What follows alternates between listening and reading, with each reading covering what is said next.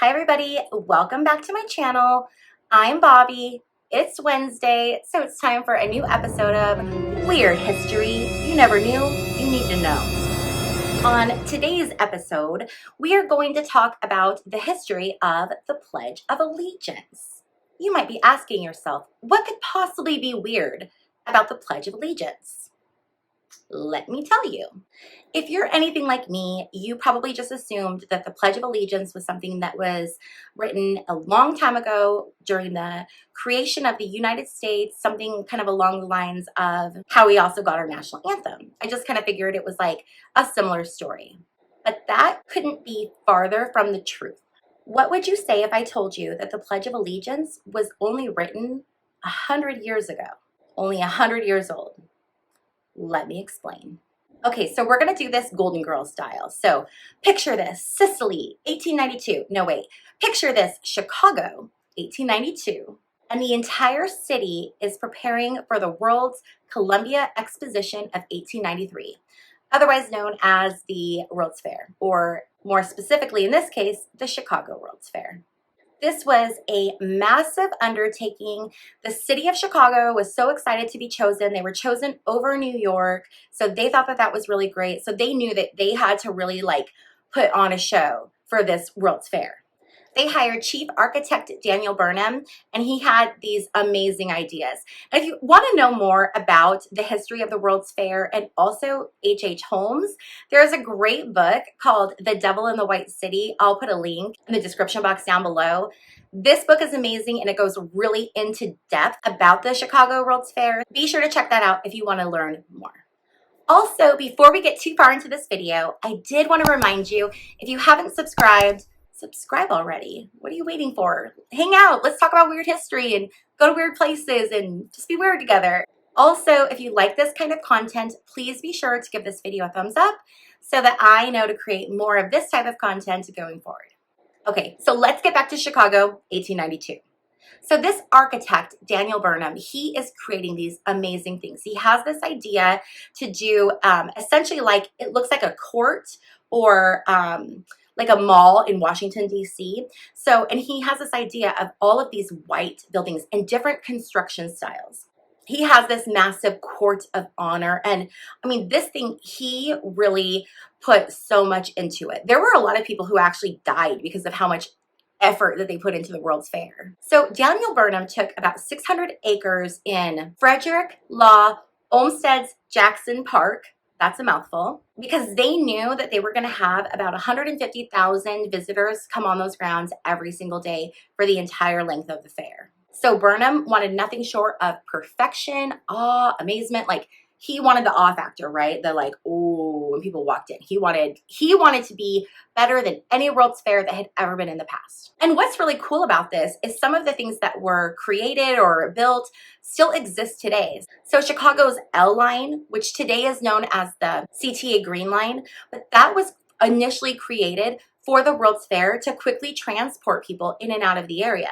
Also, the world's first Ferris wheel was unveiled at the Chicago World's Fair. So this was major, okay? Burnham knew that they were going to do a dedication ceremony on October 21st, 1892 at the Manufacturers Building on the grounds of the fair. Burnham and the rest of the organizers of the World's Fair wanted this to be a spectacle, something that was just that everyone couldn't believe. And so one of the things that they thought would be great would be incorporating a group of kids, a group of youth in Chicago, and have them do something, very patriotic. He wanted them to do something very ceremonial to kind of commemorate this event. So they brought in these kids, and they were going to have them sing, and they were going to have them do different things. And he wanted them to recite something together. So this company that had the Youth's Companion magazine, which was an American family magazine periodical that was sent out, they heard this and they wanted to be a part of it.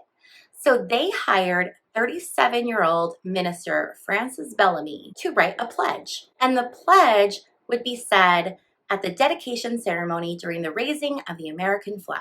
This idea was chosen. In preparation, the Youth Companion magazine printed this pledge written by Bellamy in their September 8th, 1892 issue. and it was issued alongside of the official program for the World's Fair. So the Youth's Companion has this captive audience because people are going into this to look for the program for the World's Fair, and they see this advertisement with these words, this pledge that's going to be said at the raising of the flag. And one more thing I forgot to mention, Youth's Companion magazine also was in the business of selling flags. Yeah. So they distributed these magazines with the program, and then here's this pledge. Everyone is seeing it. And by the way, do you have a flag? You should buy a flag. They use this pledge to essentially create an ad campaign to sell more flags to public schools. For what? Yes, for money. You also have to keep in mind that the Civil War had only ended about 2 decades earlier. So these people were still fresh off of that divide within the nation. Some people found it really, really important to push patriotism in the public school system, to teach kids to be patriots. Another way you could say that is they were trying to indoctrinate children into a belief that would help kids in the future stay in line. So now we're October 21st, 1892. We are in front of the unfinished manufacturers building at the Chicago World's Fair. The flag is raised. These children say the Pledge of Allegiance. The first version of the Pledge of Allegiance went like this. You put your right hand over your heart and you say this, and listen to the words carefully.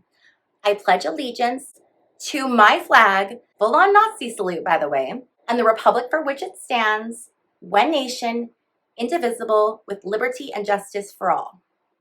Now, tell me, did you hear anything about God or the United States of America?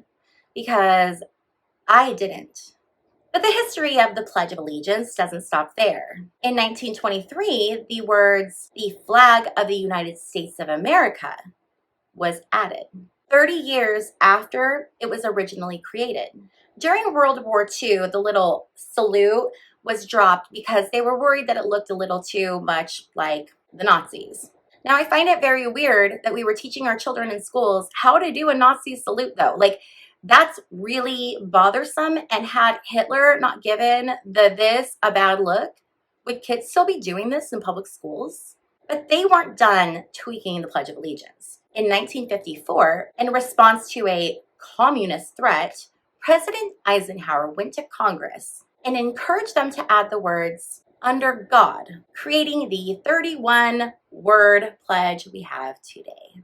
I think it's very important to note here also that Frances Bellamy's daughter was still alive during this time, and she was adamantly against all of these changes because they were not what her father had intended. It went against what he was writing. He was writing a pledge specifically for immigrants so that everyone could feel welcome. And he was very specific to leave out religion, politics, but leave it to the good old US government to throw that right in there. So basically, the Pledge of Allegiance was created by a company that sells flags in an effort to campaign and sell more flags. The biggest reason that people wanted the World's Fair here in Chicago was for all the money that it would bring into the community. This was about making money. Yeah, it was a great, show and everything, but this wasn't like a free thing. This was to make money. So companies are going to take every opportunity to also make their share, make their cut. And Youth Companion came right in and said, we are going to make a killing by creating this pledge and selling these flags. I think that was probably the most successful marketing campaign ever because people are still saying it today. So the next time you find yourself saying the Pledge of Allegiance, remember that it is not a sign of patriotism or allegiance, but rather a symbol of capitalism and marketing. I hope you guys found this episode interesting. I know that I had a lot of fun researching this one. I had read that book, like I said, The Devil in the White City. And when I learned the history of the Pledge of Allegiance, I thought there is no way that this is true. So I started deep diving, and lo and behold, it's a true story. Let me know in the comments section down below what your thoughts are on the Pledge of Allegiance. I know I have my thoughts and opinions, and I would love to hear yours. Everybody be nice in the comment section down below. No one be mean to each other. But I think that this is something that could, start a really cool conversation. If you guys like this video, please be sure to give it a thumbs up on your way out. And also, one last time, if you haven't subscribed to me, what are you waiting for? Let's hang out and learn about more weird stuff together. And that's all I have for you today on Weird History You Never Knew You Need to Know. See you next time. Bye.